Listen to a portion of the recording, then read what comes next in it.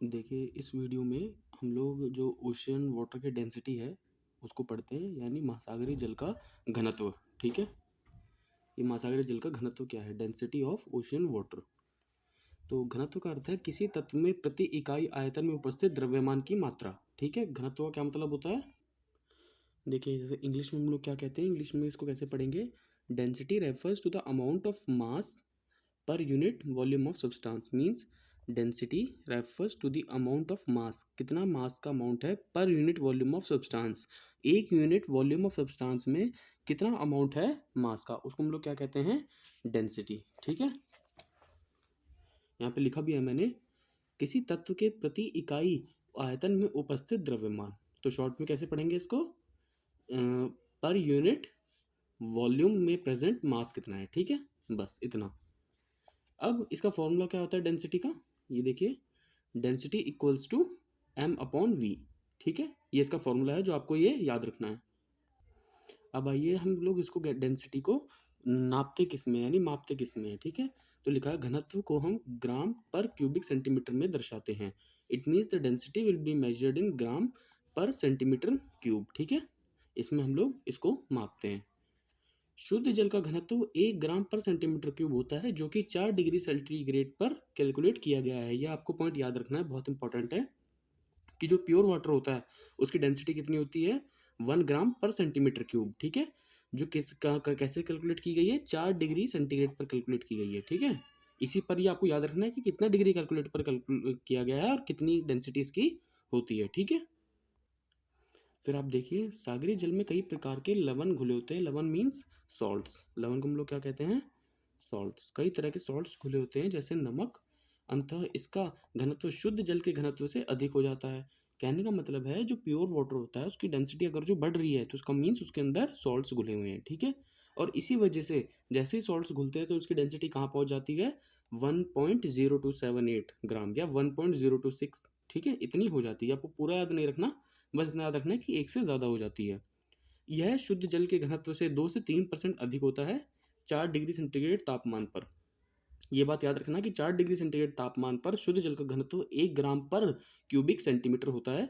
ठीक है, और अगर जो जल में किसी प्रकार के लवण घुले हुए हैं तो ये 2 से 3% ज़्यादा हो जाता है। ठीक है, -1.3 डिग्री सेंटीग्रेड तापमान पर सर्वाधिक घनत्व होता है। इट मीन्स दैट ओशन का हाईएस्ट डेंसिटी कौन से टेम्परेचर पर होती है? -1.3 डिग्री सेल्सियस पर सर्वाधिक घनत्व होता है। ठीक है, अब देखिए, ये बहुत इंपॉर्टेंट है, ये वाला जो पैरा है लास्ट में, पेन की टिप को देखिए। 300 से 1000 मीटर की गहराई वाले भाग में, जिसमें सागरीय जल के घनत्व में तीव्र परिवर्तन होता है। तीव्र परिवर्तन का मतलब होता है या तो वो बढ़ रहा होगा या घट रहा होगा। ठीक है, उस लाइन को हम लोग क्या कहते हैं? पिक्नोक्लाइन। ये देखना, ध्यान रखिएगा, पूछ सकते हैं कि pycnocline is associated with which. It means that's a zone of 300 metre to 1000 metre depth in which the density of the ocean is rapidly change whether it will be increase or will be decrease। ठीक है, तो इस वाले zone को, 300 से 1000 metre वाले zone को, जिसमें सागरीय जल के घनत्व में परिवर्तन होता है, उसे हम क्या कहते हैं? पिक्नोक्लाइन कहते हैं। ठीक है, मेनली यही इंपॉर्टेंट है आपका डेंसिटी ऑफ ओशन वाटर में जो आपको पढ़ना है।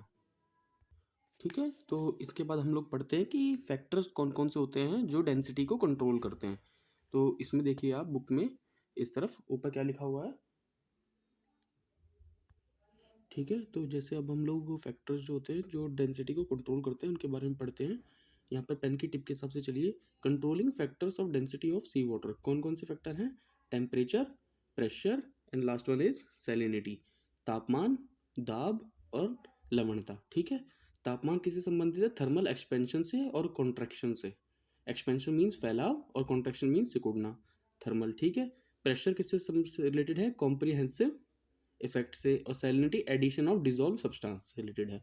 अब हम एक एक करके पढ़ते हैं इनको। सबसे पहले टेम्परेचर पर आ जाइए। टेम्परेचर क्या है? Is the most significant controlling factor of density of water. कैसे है?